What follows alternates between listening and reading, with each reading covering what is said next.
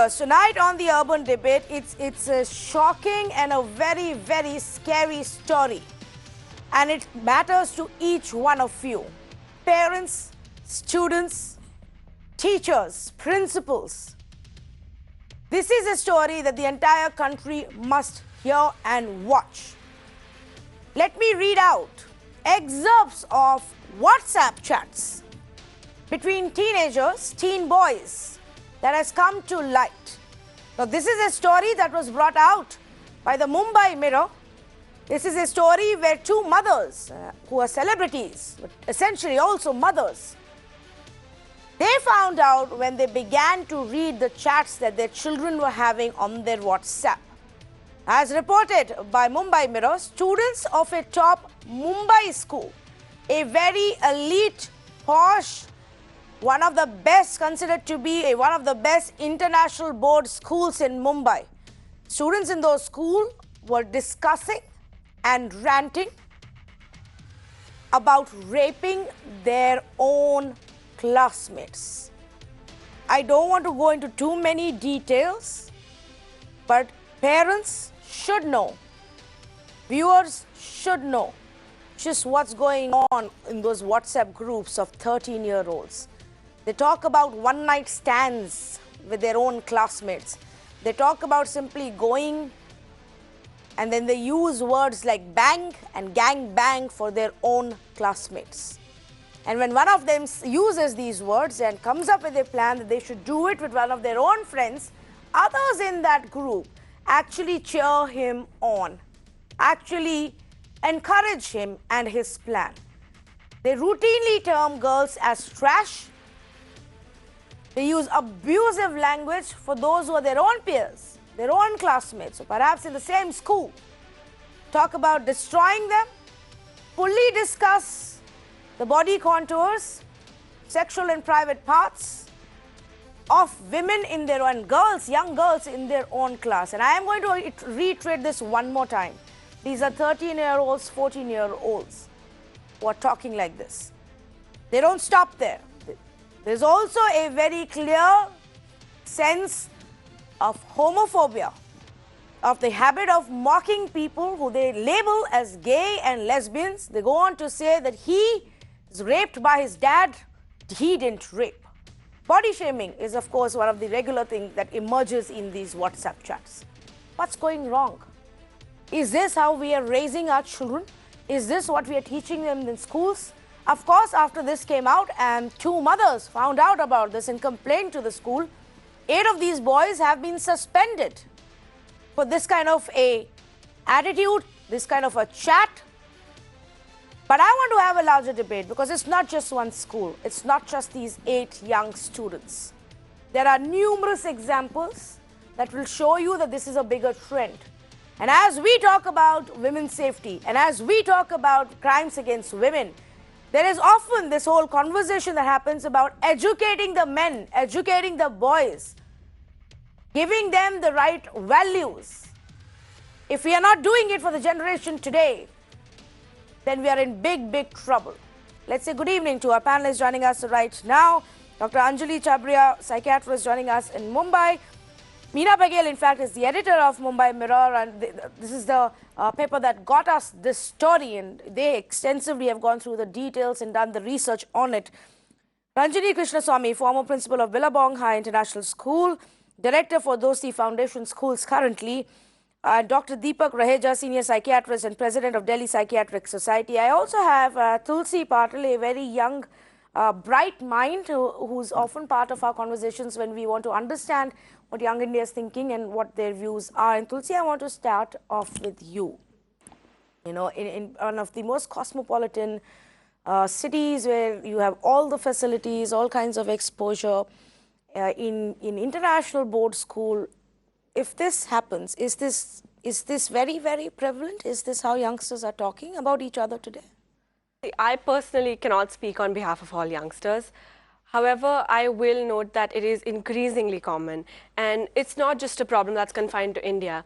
In fact, this happens in foreign universities all the time, and there are chats like this wherein they think it's a safe space. But when people normally get a safe space, they wouldn't want to think of things like this wherein they assault their classmates or they, I think there's a lot of underlying issues here that we need to get into as we go along. But firstly, yes, it is increasingly common. And I wish it wasn't, but that's the reality. And that's why we're here today. So, when you say that it is becoming increasingly common, just like what are you referring to? Have you come across such conversations? Are your classmates, or peers and friends, do they ever refer to the other gender in such a manner? I've been very fortunate in the sense that, I haven't encountered these things personally. However, I have heard, I know of people who are very close to me who have gone through much worse than what we can even imagine. And these kind of chats, I wouldn't know about chats, but I have heard jokes about sexual assault, jokes about rape. And I don't think you make jokes about such things unless you normalize them to such an extent wherein everything just becomes funny. And it's ridiculous that, people can feel comfortable enough to say these sort of things, especially about another human being. And the fact that we must treat each other with basic dignity and basic human decency is just gone. And unfortunately, it has affected a lot of my friends personally as well. We have been traumatized by it, but because it's so normalized, we're just told to brush it off and don't think about it. Oh, it's fine. At least they think you're pretty. And those sort of comments just, I don't even know what to say about it. What was essentially a big part of the Western culture even 20, 30 years ago, is essentially still happening in our country, in our schools, where this is so normalized, this is, part of the culture, and such words are commonly used. I'm very shocked, and I don't know how we're going to change this, but I know the beginning will obviously be by having conversations and admitting just how big the problem is. Meera Baghel, if I can come to you first, because you and your team have actually gone through this in detail. And obviously we can't really, reveal details of names or school, but just how shocked were you when you went through these transcripts? I was shocked by the fact that they were 13 and 14-year-olds. Yeah. So the age came as a bit of a shock. But as she said that, this kind of conversation among youngsters is quite common these days. It's common parlance to use this kind of language. And we must, I think, understand that with more and more younger people sort of leading their lives on social media, I think it's very important that they understand or they be trained that the rules of behavior which would apply when you are in personal interaction, now if you're leading your life more and more social media, it's the same rules and same etiquette. So I think we need to redraw and re-understand and re-educate our children that social media is not necessarily only a private space. And that in these interactions, the normal rules of behavior, if you were to meet somebody at a party, you would not use this language normally. But these are the new age versions of locker room chats that we thought we had moved on from. Yes, but clearly not. And I think one of the things which has to be told to children is that that the rules of normal human interaction are also now to be applied to social media conversation and behavior.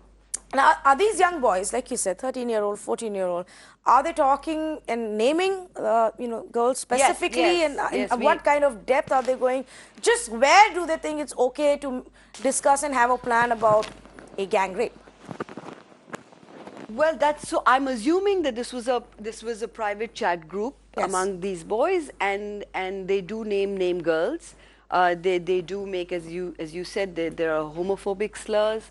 There are references to there's body shaming. They do talk about gangbang, and they talk about raping girls. So and partly what is more disturbing is that some of them also think that it's okay to do to also joke about these things. Now the thing is that I think where is this coming from? Is it coming from family? Is it coming from school? We don't know. Okay, but okay, so let me put it the other way, and let me ask Dr. Deepak Raheja this. Dr. Raheja, could it, does it also sound like a case where they just think it's cool to joke about these things? I mean, there is a lot of vulgar content that we see around us, and we see how people react to that vulgar content because they think it's funny. These young boys, perhaps thinking that if they talk about gang rape and use words like gang bang and encourage and admire and somebody who comes up with these plans, it's just cool and funny.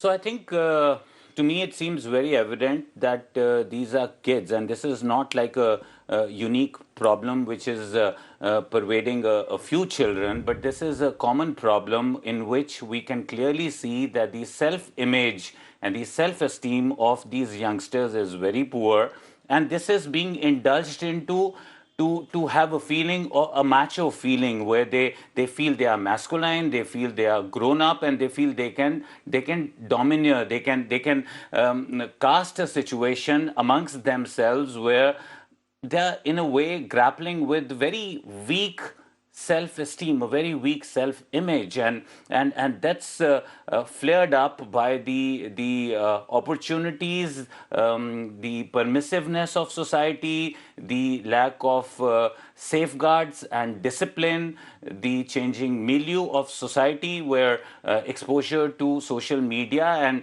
and just I think the way teenagers are indulging in sexuality or sexual chats or talks with each other in these urban schools or even semi-urban schools is a cause for worry. It is a cause for concern, because with now the freedom and the permissiveness that comes with the internet and the options that are available to them to relive their fantasies, and they are picking up these fantasies from a blur that happens between the virtual world and the real world.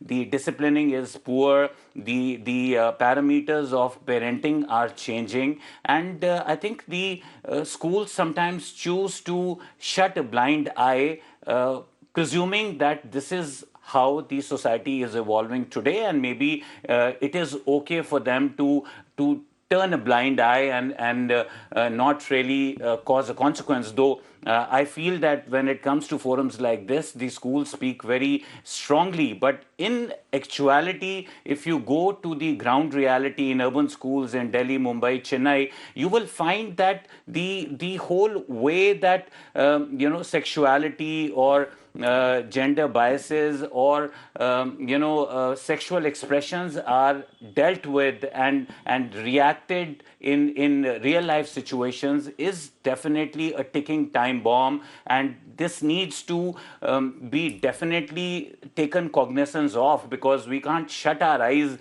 believing that we are becoming modern and this is a fad of modernism or modernization, and because this is going to have a consequence on our households, on our children. I'm not essentially saying daughters, also on our sons and daughters, because the propensity of abuse that a person can be subjected to can be across gender. So I think it is very important to not just be reactive and wake up when things like these happen, because things like this are happening. They are happening in schools, they are happening in our neighborhood, and unfortunately they are happening in our household. So we need to wake up, we need to take very strict vigil, we need to be observant of what is happening, how our sons are being reared up, how they are dealing with daughters, how they are dealing with their sisters, Dr. what are Reja, the role models we are setting. correct.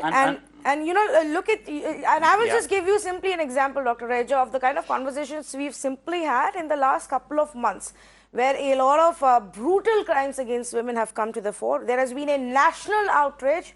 There has been a debate inside the parliament and outside. People have come out on the streets about just how bad the situation is. And every time there is a part of the conversation that speaks about the right values, inculcating the right values in our children, in our young minds, empowering them to stand up and say, no, this is not all right, this cannot be accepted. We speak about the right kind of education, the role of parents and teachers. And here I am sitting and looking at an example that's coming from one of the most elite schools in a city like Mumbai, and I'm shocked that this is happening there.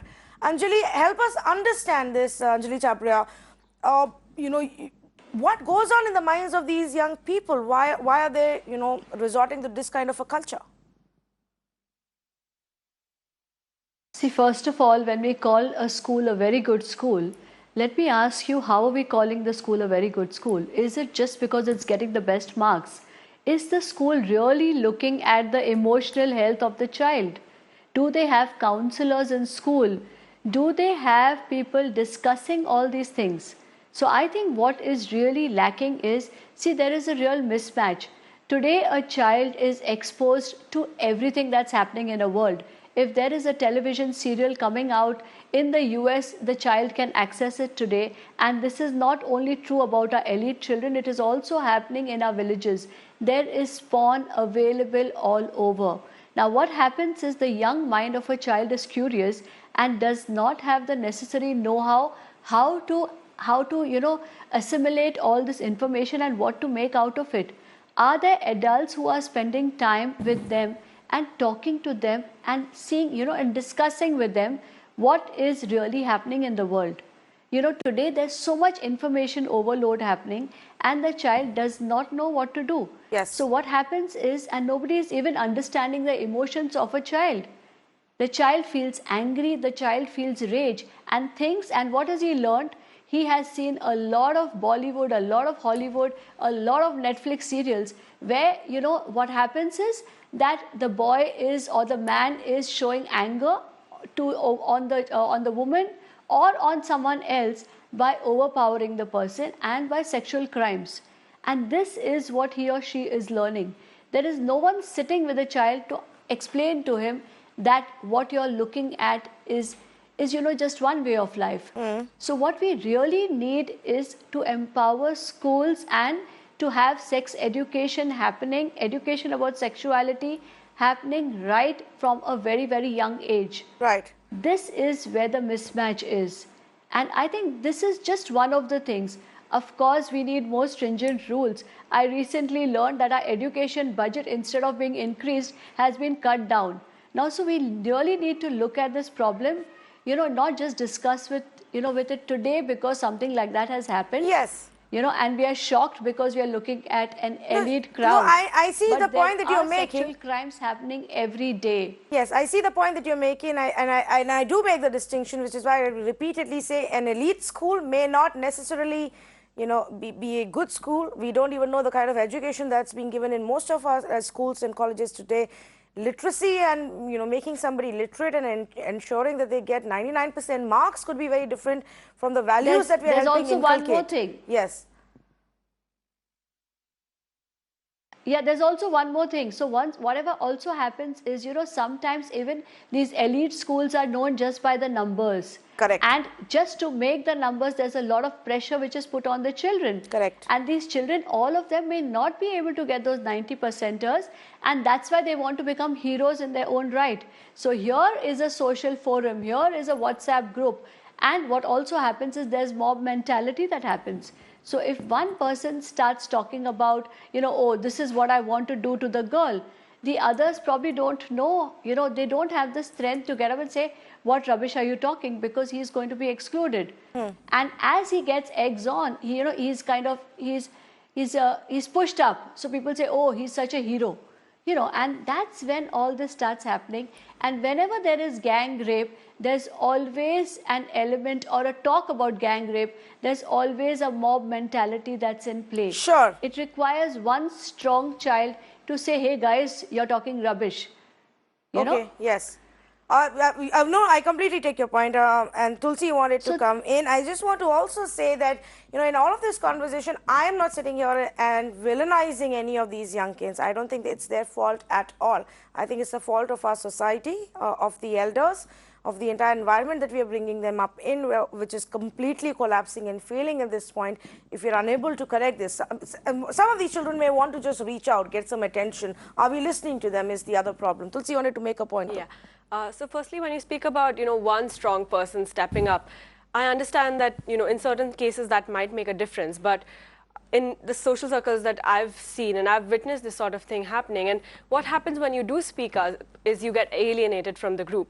You are treated as as this person who just can't take a joke or who Right. just can't handle it. And that's why a lot of people don't speak out. I mean, not only just to think of that person as a hero or any of those things, it's particularly because the consequences in today's world for people who choose to speak out are much worse than people who don't.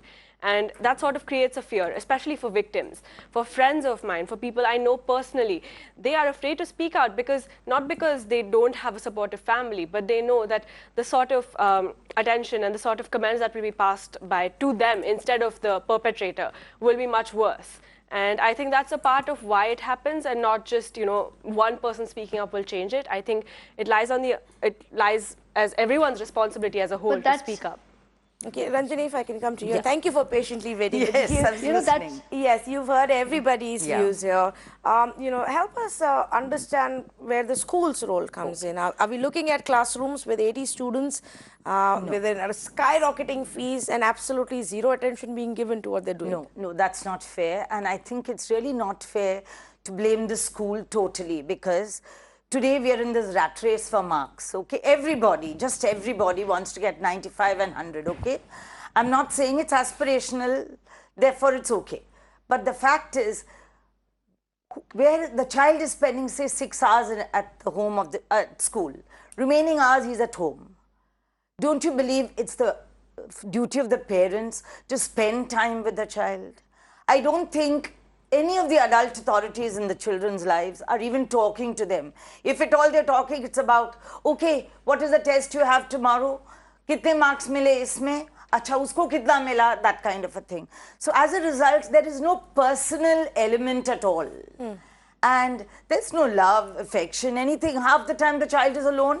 He's being ferried from one tuition class to the other tuition class. Why? Because if he doesn't go, he will miss the boat, as it were. And also, but does that exist even in big cities like Mumbai? Absolutely, even more so. This craze and obsession for 98%, I thought Mumbai was better off. Absolutely, not at all. In fact, it's more in Mumbai than anywhere else. And more in the so-called elitist schools than ever.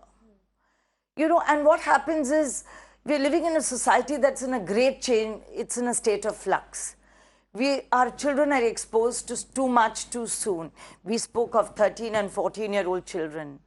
Why on earth do they have to have those cell phones? To tell me that, okay, you don't have to pick him up from tuition class, I don't know where he's going. That's not true. All of us went to tuition classes sometime or the other. Our parents didn't, you know, we were not being kept under the microscope all the while. I believe if the adult authorities in a child's life, whether it's the teacher, whether it's the parent, whether it's the grandmother, spend a little time talking to the child, understanding his fears, Ma'am, his why don't we have anxieties. sex education That in is what is schools? going to happen. Number one. Two, sex I'll education. take that point up. is- Yes. Sex education is, I believe, the need of the day. It's necessary. Every school needs to do it. I also believe that parents can talk to children. Somewhere, parents have forgotten their role. I'm sorry I'm saying this. They want to be friends.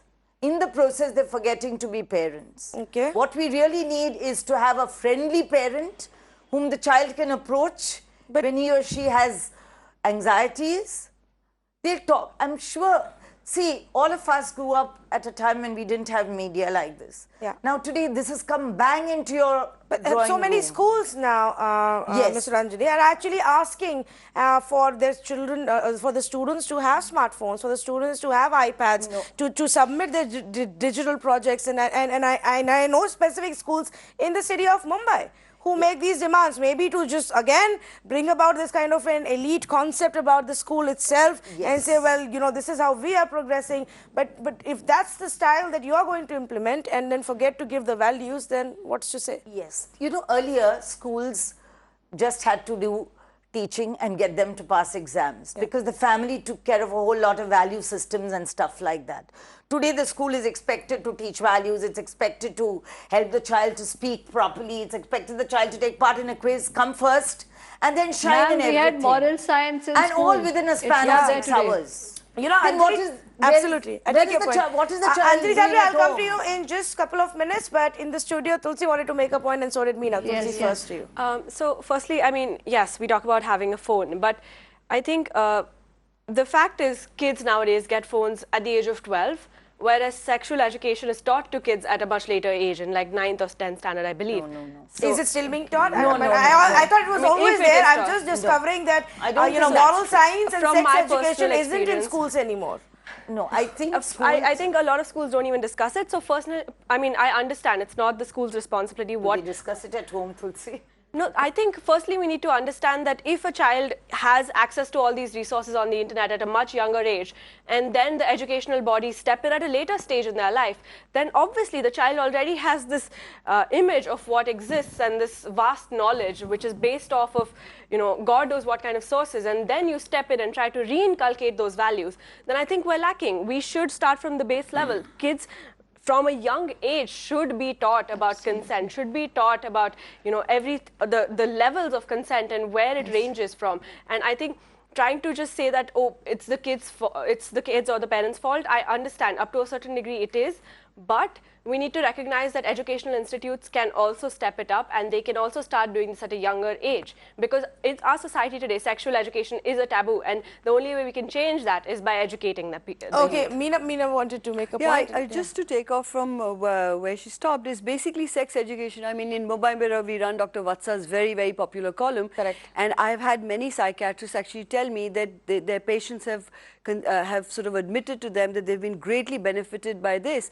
And I don't know why there is such a taboo about sex education, because kids find out any which way. Yeah. Second is that, unlike earlier, when there was a very clearly demarcated safe and unsafe zones where parents could guide us that, okay, that's a darkened road, don't go there.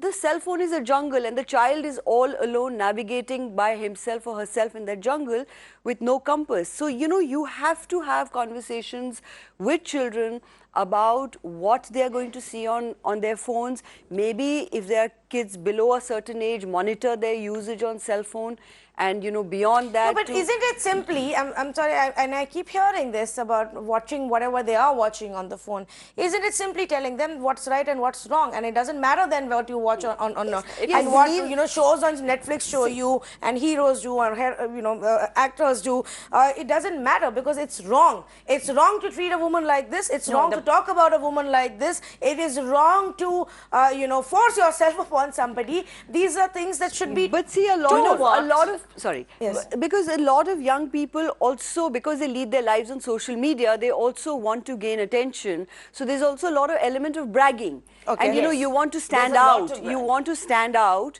and therefore you say the most outrageous thing and outdo each other. Okay, so I will take that point. So actually this, yes. No, I think the fact that we tend to objectify women as sex objects, because we have cheese, item and things like that. And naturally, the child is only going up with what he sees, right? No, but the parent can always say, yes, the teacher can always say that these terms are not acceptable. In schools, I do know for a fact that right at the age of fifth standard, they do have sex education, talking about menstrual hygiene and things like that, about respecting their body. It is being done. It's not that it's not being done.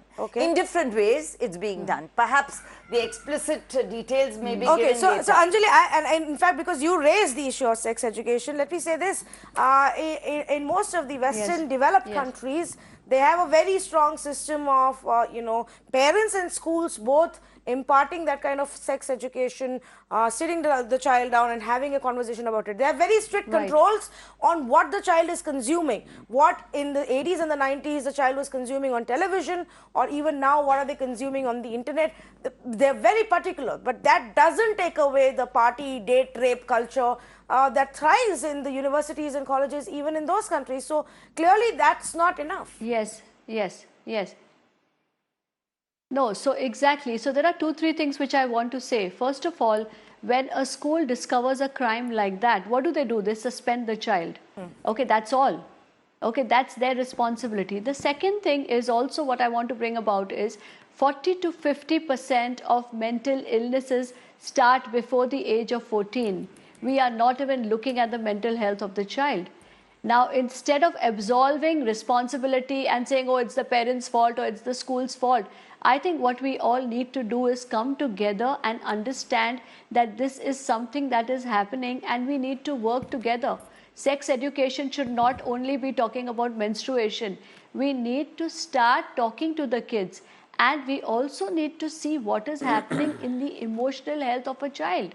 We can't just look at a child, the parents blame the schools, saying that the schools want so much percentage. The schools are saying the parents are sending them for tuition. The fact is that the child's emotional health is being neglected. Yes. And that is what we all need to sit down together and talk about. Yes. There were 3 schools which approached me recently for a TEDx talk, and I just told them one thing, that the only topic I'm going to talk is about sex and sexuality, and all the 3 schools just turned me down because nobody in India talks about sex. I don't know why the population is increasing. So that is how, sex and sexuality is treated here. I completely take your point, and I just want to point this out to our viewers, and I'll bring this point to you as well. We were trying to reach out to a few more of big voices and celebrities who often talk about crimes against youngsters and teenagers, and some of them didn't want to talk about this because they know people who send their children to this specific school. Now, we're not going to name the school, but is there a tendency within our society to brush the issue under the carpet? For the schools to say, oh, nahi, hamara naam kharab ho jayega, we can't let this come out, not because they're concerned about the children and what the children may go through if their names come out, but because they're concerned about their own reputation. So they don't want to take any action, they just want to suppress the issue and just get away with it. We've seen a lot of those examples. Yeah, I mean, yesterday, for instance, when we were putting this story together, we've been, over the last 2 days, we've been trying to reach out to the school.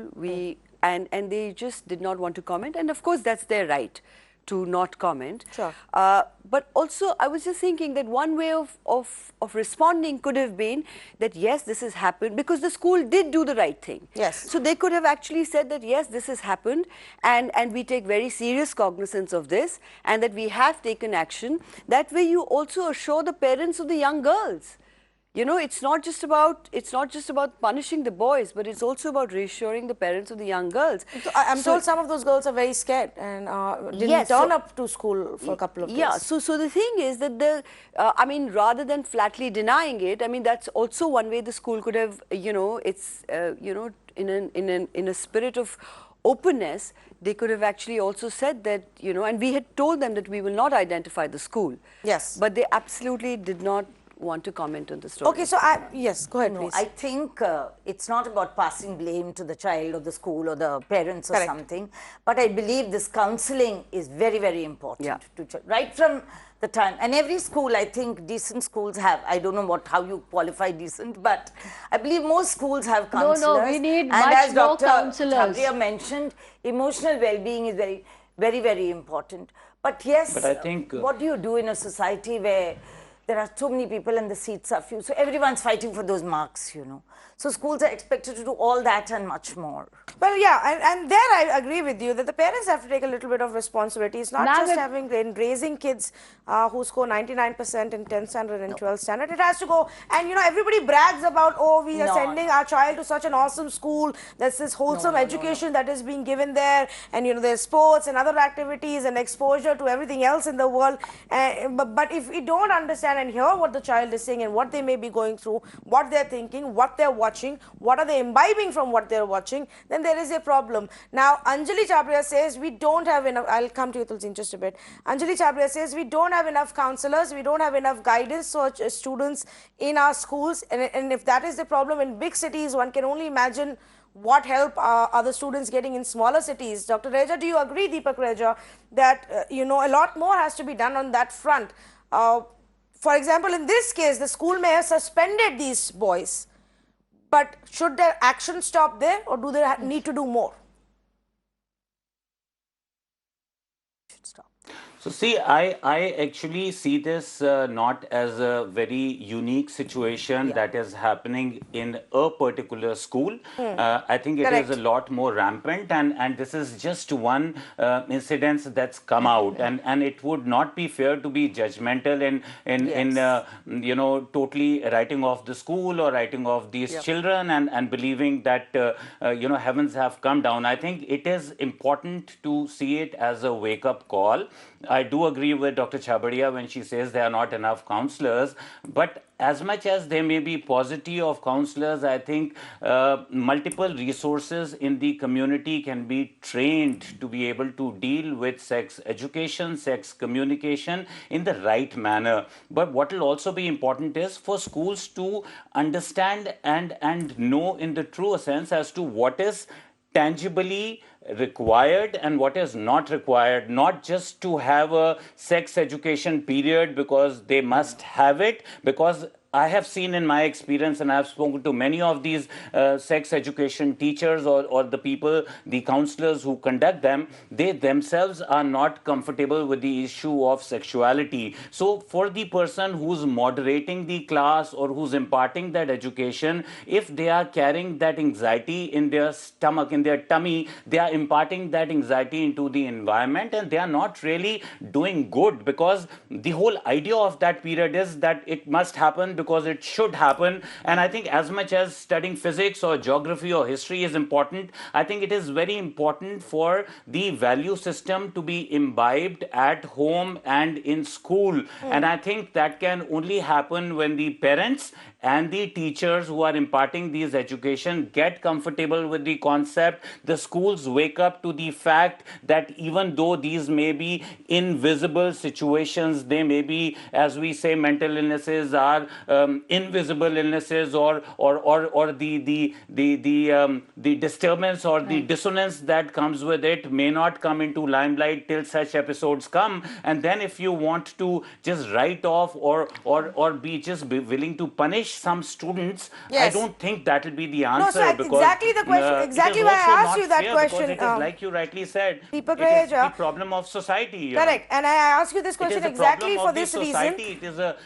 sociological issue. I don't think it will be okay, and the school's responsibility should end at simply suspending them and thinking the punishment is over. Absolutely. They need to understand why these young boys are thinking the way they are and talking or expressing the way they are. They need to understand if there is one person who's obviously who seems to be the leader, who made this whole plan or suggested a gang rape, and others cheered him on. What is he facing? What is he witnessing something back at home which is distressing him, which is making him react and respond in this way? That needs to come out, because, and again I feel that schools and parents both are missing the bus on that one, on hearing the kids. You wanted to make a point? I think they need to treat women with respect, because this is due to sheer treating them. You know what I mean? Yeah, it could be something that he's seen at home. I'm not, and I don't mean the crime by itself, but maybe how the parents, as a school, and not just that one boy. As adults, we need to teach children to respect themselves and the other counterpart. I think there one more thing that we need to be mindful of is the use of language. Yes. You see, people have always, like kids have always, made fun of other kids, and earlier they'd call them fatty or darky or something or the other. But now to understand that there is that rape, to say rape is a very serious thing, to say gangbang is a very serious thing, to call somebody, to kind of pejoratively refer to somebody's sexual orientation these are very, very serious things, and there has to be a gradation. And I think understanding the role language plays, I think both schools and parents have to sort of get into this. There is so much conversation, Tulsi, that's happening around us about what's okay and what's not okay. Sometimes many, in fact, say that we have too much of this conversation and people are far too sensitive. Then how is it that youngsters, of 13, 14 are not understanding this difference? So firstly, referring to what you said, ma'am, you said they should respect women. And I don't think that is the sort of dialogue we need to be having. It's about respecting people. You don't have to respect them because they are women. You respect them. Ma'am, but when you make statements like that, it simplifies the issue. It's not about just respecting women because they are a different gender. It's you treat everyone with the same basic respect and dignity. But also when we talk about these sort of topics, we need to realize that it's not as simple as, it must be boiling down to other issues. I think there is a certain level of complacency and how, how people are complicit in their environment. They don't condemn such actions when they see it. And I understand, I explained as how we as students might not be incentivized, and we might in fact be, we might be encouraged to not speak up at all. But I need us to realize that even when parents or teachers or people around them hear these sort of conversations, they need to step in. Because, I mean, this is just a generalization, but I have seen instances wherein, certain teachers just choose to not interfere, and I respect their wishes. But if in that moment, a figure of authority, may it be a parent, a teacher, or someone they look up to and respect, if they stepped in, that would be valued a lot more than, us just lecturing on about how women need to be respected. I think it goes much deeper than that, and each individual should take responsibility and speak up in their own social circles. Ms. Krishnaswamy, you want to? No, this thing about women being respected, I think it's being blown out of perspective, because when I also said respect themselves. Yes. Because it's only when you have respect for yourself can you respect others. Yes, yes. Right. And yes, this is a societal issue. They're seeing this all over. There's violence, they're exposed to violence. But girls are seeing the same stuff. Yes. So girls are not doing this as much. But there is also... That's possibly because... Are we just simply giving them an excuse? Girls have seen the same violent content. They're not going around abusing the same way the boys are abusing. There's a sense of entitlement among the boys today. We are a patriarchal society. Yeah, so they're allowed to get away with a lot of things. So then let's not blame the content they're watching. It comes back to what values are we imbibing. That's what I said right from the beginning. And how are we behaving around them, and what are from the very beginning. Are we leading with an example? I believe as families, as adult authorities in children's lives, we need to talk about values. We need to tell them what is right and what is acceptable, not acceptable. Okay, let me go across to some of our viewers. And in fact, I've got Joydeep who's calling us from Jamshedpur. Good evening, Joydeep. What would you like to say? Yeah. Hello, madam. See, I want to make some quick points. I was hearing what your panelists were saying. First of all, I'd like to make one point that this online porn available so freely to young guys and girls, can't be there some way to block it so that it is not free? See, it is definitely, I feel, having some negative impact on the mentality, on the mental health of anyone. And second thing, very correctly, one of your panelists made one point that if I say that this is not wrong, if a person says this is wrong, this is not right, he becomes an odd man out, and he becomes like an alien. For example, I'm giving an example. See, we read in newspapers sometimes ragging and all kind of things happening in colleges. So there, if someone says, no, this is wrong, he becomes an odd man out and he will maybe suffer more. Or people will say, why you are like this? This kind of things happen. And I feel family members, they have a big role in this. The family members should talk more to especially young guys and girls, and it is their responsibility first to see everything begins from home. Especially to the young guys, for sure, Mr. Joydeep. I think a lot more conversation has to happen with our boys.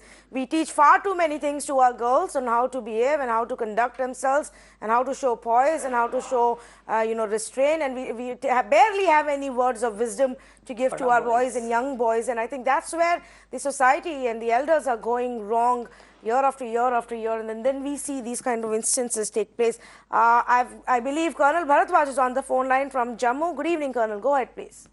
Hi, Tanvi. I've been listening to your debate, and this little girl, Tulsi Patil, and Mrs. Ranjini K are speaking a lot of sense. Yes. We are now talking a lot of denial and this porn and that side, and you tell me we are telling counselors to counsel us to our children, and what are the parents doing? I mean, if you tell me today to sort out my children and I run to a counselor, then I have failed as a parent. And I quite agree with the fact that the ladies, the boys should be taught to respect ladies, and it starts with their mother. They bloody well stand up every time the mother enters the room. They make way for the sister to sit down. They are courteous to her friends. And yes, there is always a very healthy interaction between boys and girls. These so-called elite schools, I won't want to have a son who has got a 99% and yet is a juvenile delinquent. I'd rather have him at 50% and be a decent human being. Correct. Thank you for saying that. Colonel Bharadwaj, I completely take your point, and I like how you say it in your typical Fauji style, sort out your own child. But sometimes, Anjali Chabria, parents might need help in understanding what's going on. Yes, yes. Absolutely. And sometimes parents are the last ones to know. So what happens is, if you have a vigilant teacher, if you have people who are talking, today the world is different and the parents sometimes have to go to work. Otherwise the child will not even get money to go to the school. So I don't think we have to blame anybody. We need to find solutions. And we need, it says that you need an entire army to raise a child. So sometimes if you have a person who is non-biased, non-judgmental, and who's chatting with the child, who's friendly with the child, and who is talking to the child about all these things, he or she may be able to explain lots more to the child. Because today you can't, the parent does not know everything that's happening to the child. And I don't think it's fair to blame them. The other thing is, I think schools need to be more open about this. This has not happened only in one school, it's happening in a lot of schools. Yes. If today's schools decide to take help, that is going to be the solution. I can't say it's not happening in my house or my school, so I'm not going to do anything about it. Let's get together, let's have discussions, not only when something like this happens. Oh yes, let's sit down absolutely. together and see how whatever we can do to make the society a and little better place. you are right. It's not about blaming one side, but it's about each side taking their own responsibility and taking on the the role and the burden that is what they are supposed to do and take on. And of course, it's happening in many schools and many colleges, and it's perhaps only increasing. What really shook me up today was that if in one of the most elite schools that would otherwise promise you the best of the education and the resources, where the parents have all the luxury and wherewithal to empower their children with the best of the information and the values, if we are failing in such a way, if we are failing our children in such a way, then what will we even say about the smaller cities and towns and the kind of education or upbringing the children are getting there? This is where the change begins, viewers. Now, while we may demand accountability from our judicial system and our police system and our governments, we also have to see what we can do. Are we giving a good environment to our youngsters to be brought up, to be raised? Are we imbibing the right kind of values? Are we helping them distinguish between what's real and what's not, what's right and what's wrong, what's acceptable and what's simply just content you may be watching on TV that you don't need to ape? What's cool and what's not, if that's what gets you across to your child? But listen to what your child is saying and imbibe them the right values, because if we don't do it at the beginning, then it's a problem when they grow up. Who knows what they will end up being? I am not blaming the children even for a bit. It is the responsibility of the parents, of the elders, and of the schools. Thank you so much for joining us on this special conversation.